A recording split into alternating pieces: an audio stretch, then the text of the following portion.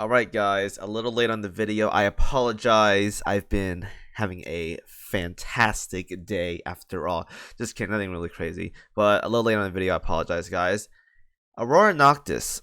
Is this rerun worth farming for? A 2-year-old event. Is it still worth farming for? Let's find out. So if I recall correctly, 2 years ago when I did this, this is one of the rare times where D3 is actually not the best place to farm. D3 in this case for Aurora Noctis drops the hood gun, which has been overly crept by numerous guns. On top of my head, Odin's gun is far better than the hood's gun right here.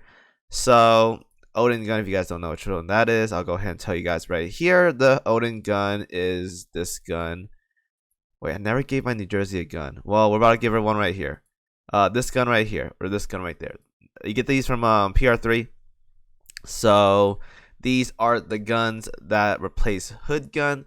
So if you're going to PR3, you're probably not going to want these guns. There's better options out there. It's not like spectacular. All right. But it does drop Hermione as well. So if you guys really want Hermione, save 8,000 points, you can farm D3. But I recommend this time around it's not the best place to farm. Alright. Going down the list once again, for the end game, mid game, newer game players, I say because D3 is not mandatory this time around. Also it's pretty difficult as well too. I remember this D3 being like pretty annoying to farm. This time around you want to farm one of two maps, D1 or D2. Now D1, D2, these levels are like level what, 90s, mid 90s, like low 100s. So it's pretty much accessible to a good portion. It's not that terrible. It's like D1 is really easy. D2 may be a bit of a struggle, but it's not like super terrible. So this time around, mid and end game players could definitely farm D1, D2. Now let's go ahead and explain it before I keep talking vaguely. D1. Now you want to farm D1 because these things right here, the 533 magnetic torpedoes. Now, I personally farm 3 of these. They're very questionable auxiliaries, to say the very least. Me personally, I don't use them as much anymore. If we were to compare these on like, let me use a destroyer real quick. Let's say I want to use a rainbow oxy torpedo, right? And let's compare this with the black torpedoes right here. Now, it's 30 less torpedo stats compared to the pure oxygen one, right? It has 10 less reload compared to the other as well, but it has 15 more hit. And the big takeaway from this is that when equipped, turns the first wave of torpedoes fired into acoustic torpedoes that deal 5% more damage. So the first wave you do is 5% more damage. Also, it's kind of homing. Acoustic means homing. So if you're gonna go for like manual gameplay, I guess if you're going for like a burst aspect, you can use these if you're not confident in landing your shots. But if you're going for like absolute, you want to bombard on the first rotation of torpedoes, you just want to stack all torpedo stats, honestly. So using these are the pure oxygens are much better. So the real, like, the only situation I can imagine of you wanting to use magnetic torpedoes is if like you're not up front to the boss and you want to blow up right away on the first rotation, because when it comes to manual gameplay, you want to have as much torpedo stats as possible because missing won't be an issue. It's because you'll be right in front of their face. So it's a weird auxiliary. I haven't been using them as much, and if you're on auto battle, you're probably gonna run like Quince or something like I'm running here. Well, not right now, but I was running like these rainbow Quince, or I'm using like quads or whatever. Now these are homing because they say they're magnetic, right? So I don't know. These auxiliaries are like, you can farm them, guys. I personally just farm 3 out. I haven't been using them as much, but they are neat to play around with. So if you guys really want to grab some, go for it. I would grab, if you want, grab 3. If you want to just play around with something, grab like 1 or 2. I wouldn't recommend going more than 3 though. But if you want to play around with something, go 1 or 2. If you want to have more for safety, grab 3 because there's a 3 Vanguard slots or 3 submarine slots, and you can just toss them there if you want to play around with stuff. So D1, pretty solid place to farm. I believe this is the only event where you have access to those black torpedo auxiliaries. So if you don't get them now, you probably won't get them for quite a while because there's no HMS events in this game. So you won't see these guys for a while. Now, the other map you can farm is D2. D2 because of this right here, the quad magnetics. One of the best full auto torpedoes you can have in the game as of right now. Fits on anyone with a torpedo slot. Go ahead and slap these in on anyone that you want to use full auto with and just farm with while you're doing something else. These are very, very good.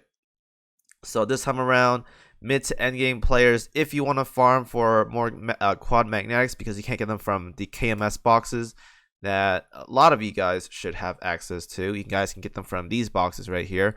Otherwise, if you guys can't get or if you guys don't want to farm the quad mags or whatever because you have a lot of those, then grab a few of the black auxiliaries if you want, because these are unique. You can't get them anywhere else, and they only can be accessed from this event. So D1, D2. As for D3, only farm if you want Hermione for whatever reason. Otherwise, I would say skip it because D3 is not only difficult to do, it is also not rewarding as well. And as for newer game players, honestly, I would say, because I don't think the loot is like very amazing here. Also, it's at the 1 hour mark. The lag, by the way.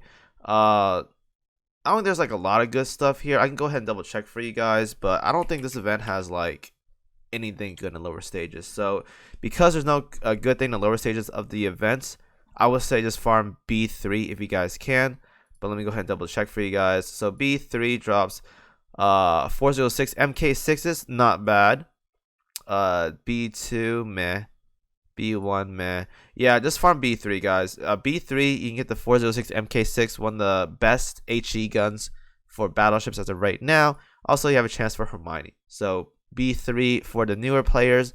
For the veterans out there or the mid game players, getting to D1 is not an issue at all, and D2 I think, hopefully. So farm either these maps, either the unique item from the auxiliaries for torpedo stuff for destroyers, or if you want to get more quad mags because they're really good on full auto, go ahead and grab these.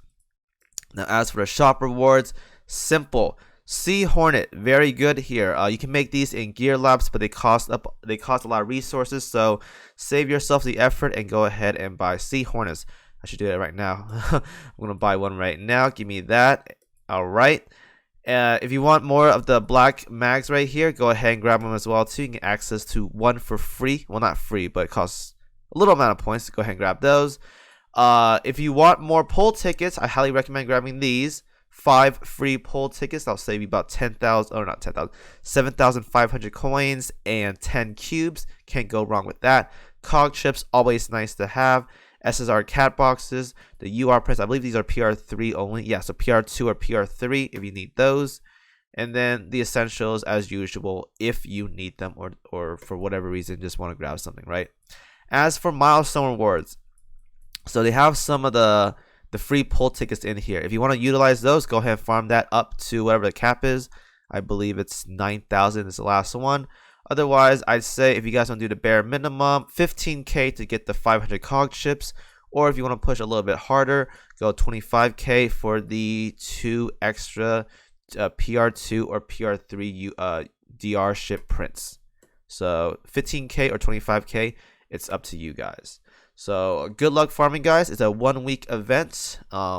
Make sure you guys stock up on whatever you need, quad mags or the new unique auxiliary for HMS torpedo stuff. And as always, I'll see you guys in the next video.